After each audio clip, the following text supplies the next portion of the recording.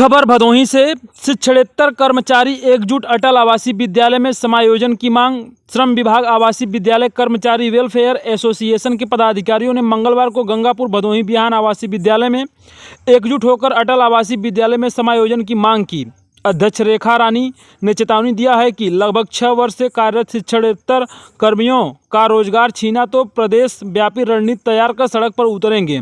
जिला उपाध्यक्ष जया ने बताया कि सनिर्माण कर्मकार कल्याण बोर्ड श्रम विभाग ने 2015 में 12 जिलों में बिहान आवासीय विद्यालय का संचालन कराया था। विद्यालय संचालन मुख्य उद्देश्य यह रहा कि ड्रॉप आउट बच्चों को निःशुल्क शिक्षा देकर शिक्षित कराया जाए और प्रत्येक विद्यालयों में 4 पूर्णकालिक शिक्षक, 3 अंशकालिक शिक्षक, 1 वार्डन, 1 लेखाकार, 3 चौकीदार, 1 मुख्य रसोई, 2 सहायक रसोइयां, 1 सफाई कर्मियों की तैनाती मिली, जो कस्तूरबा गांधी बालिका आवासीय विद्यालय की तरह सुविधा दे रहे हैं।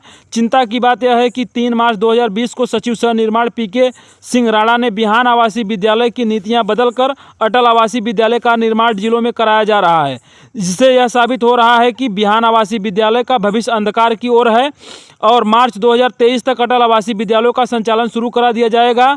बार बार वर्तमान सह निर्माण बोर्ड सचिव डीएम शासन को पत्र समायोजन की मांग की गई, जिसका कोई जवाब नहीं मिला। 500 शिक्षणोत्तर कर्मी, 2400 छात्र छात्राएं के हित में एसोसिएशन राज्य कर्मचारी संयुक्त परिषद के 7 हक अधिकार मांगेंगे।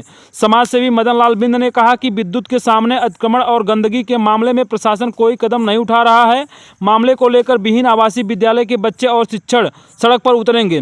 प्रगत सिंह, हरि नारायण, शिवम श्रीवास्तव, प्रिया प्रसाद, बीना देवी, नवसित, रजनीश शुक्ला, आशीष शुक्ला, मनीष तिवारी, राजेश पाल, महेश वर्मा, कमलेश यादव, सुनील आदि रहे। भदोही से जिला प्रभारी राजेश तिवारी के साथ मोहन भागवत की रिपोर्ट। पहली समस्या यह है कि यहाँ डॉक्टर आते जरूर हैं, बच्चों के शारीरिक परीक्षण होता है, लेकिन यहाँ फबिंग नहीं होता है। मैंने प्रार्थना पत्र भी दिया माननीय सीएमओ साहब को, उन्होंने आश्वासन दिया कि ठीक है इस हफ्ते में फबिंग हो जाएगा। एक तो समस्या यह है कि यहाँ मच्छरों का प्रकोप बहुत है, चूँकि पीछे तालाब है और दाहिने भी खेत का मैदान है, सामने भी होलिका दहन की जगह है। और दूसरी बड़ी सबसे समस्या क्या है कि यहाँ बच्चों को खेलने के लिए मैदान नहीं मिलता, क्योंकि खेलने के लिए बच्चों को स्वस्थ रहने के लिए, उनके शारीरिक चेष्टाओं के लिए कच्ची ज़मीन की आवश्यकता होती है। बट यहाँ कोई खेल का मैदान नहीं है। इस ग्राम सभा गंगापुर में ये विद्यालय के ठीक गेट के सामने एक होलिका दहन की ज़मीन है, जो माननीय तहसीलदार महोदय, माननीय जिलाधिकारी महोदय द्वारा आदेश हुआ, उस पर एक जोधा बिंद पुत्र स्वर्गीय बलई राम बिंद ने एक मकान बनवाया था। उसको माननीय जिलाधिकारी महोदय के आदेशानुसार उसको डिमालिश किया गया। माननीय तहसीलदार महोदय ने उसको डिमालिश कराया, लेकिन वह व्यक्ति इतना दबंग है और इतना शरारती तत्व है, उसके पास एक दारू पीने वाली की गोल है। उस गोल और दबंगई के बल पर वह व्यक्ति पुनः होलिका दहन की ज़मीन को कब्जा किया है। कहीं गेट के सामने जहां विद्यालय है उसके सामने कूड़ा करकट, ऊपरी पुआल, तमाम तरह की गंदगी फैलाया है, जिससे मच्छर का प्रकोप और बढ़ता है।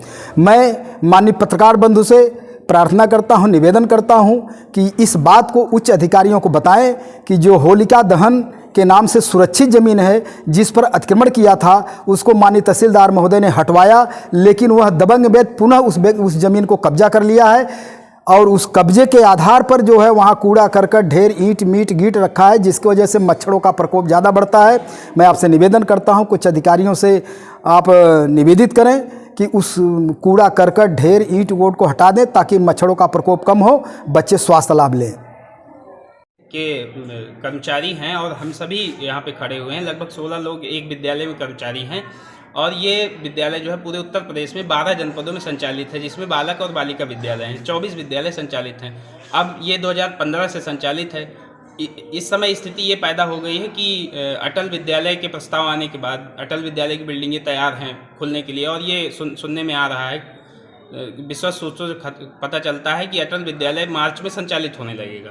इसके बाद हम 7 सालों से सभी कर्मचारी काम कर रहे हैं। 12 जनपदों में 500 से अधिक कर्मचारी हैं, तो हम लोगों का भविष्य अधर में है और इस वजह से सारे कर्मचारी जो पूरे उत्तर प्रदेश के 12 जनपदों के हैं, सभी मानसिक अवसाद से ग्रस्त हैं और सरकार और बीओसी बोर्ड अभी तक ये स्थिति नहीं साफ कर पाया है कि आखिर हम लोगों का इसके बाद क्या होगा, हम लोग मार्च के बाद कहाँ जाएंगे। अभी तक कोई स्थिति नहीं साफ किया है। इस वजह से सभी कर्मचारी मानसिक अवसाद में हैं। कृपया आपसे निवेदन है कि इस स्थिति को साफ करें।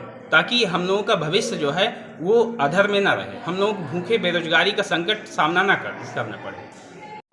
जी, आप अपना नाम बताइए। मेरा नाम नबी वैक्स है और तो बिहार आप इस विद्यालय में प्रधानाध्यापक के पद पे हैं? जी वार्डन के पद पर हैं। अच्छा, कितने बच्चे हैं कुल यहाँ? यहाँ सर 100 बच्चों का पंजीकरण है। इस समय प्रेजेंट में 75 बच्चे हैं और कुछ बच्चों को दिक्कत के कारण जो तो वो घर चले गए थे।